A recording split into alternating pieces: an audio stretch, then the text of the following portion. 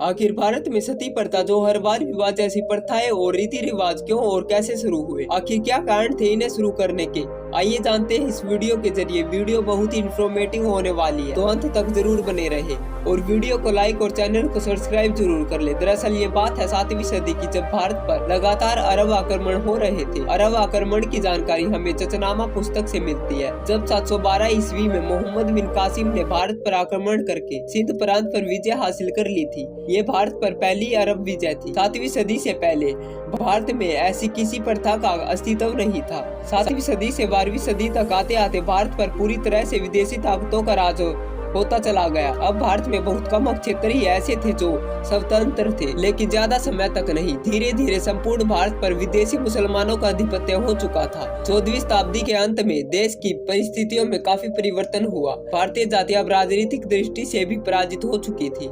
जो राजा स्वतंत्र थे वो लगातार संघर्ष कर रहे थे। सभी तरफ लगातार हमलों की वजह से चारों तरफ डर का माहौल था। खून खराबा, लड़ाई झगड़ा, लूटपाट, औरतों को उठाना, उनके साथ बदसलूकी करना उस दौर का मुख्य काम बन चुका था। वो दौर बहुत ही मुश्किल था। उस समय महिलाओं पर बहुत ही अत्याचार हो रहा था। उस समय हिंदुओं पर रोजगार की कमी हो गई थी। भारत की अर्थव्यवस्था लूटपाट के कारण तहस महस हो चुकी थी। इस काल में मुगल साम्राज्य की स्थापना के फलस्वरूप मुगल और हिंदुओं के बीच विभिन्न क्षेत्रों में चीजों का आदान प्रदान होने लगा था। लेकिन हिंदुओं की वर्ण व्यवस्था के नियम और भी कठोर हो गए थे।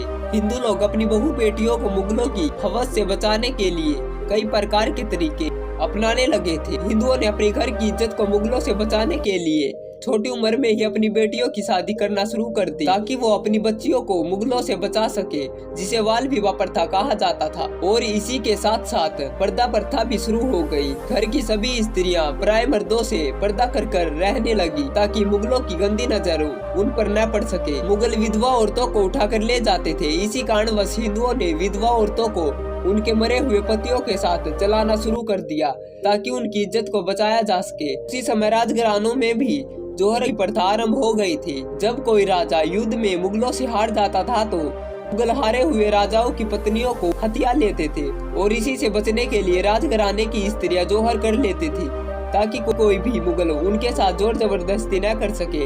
हमारे पूर्वज बहुत ही समझदार थे, इसीलिए उन्होंने अपनी बहु बेटियों की इज्जत को बचाने के लिए ये नियम कानून बनाए थे, जो उस समय के हिसाब से बिल्कुल ठीक थे।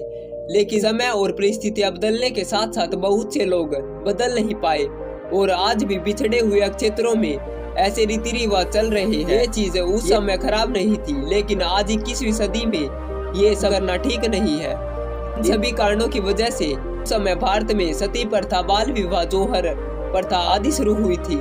वैसे मुझे लगता है कि शर्म तो आदमी और औरत दोनों की नजरों में होनी चाहिए। वैसे आपको क्या लगता है, कमेंट करके जरूर बताना। मिलते हैं अगली वीडियो।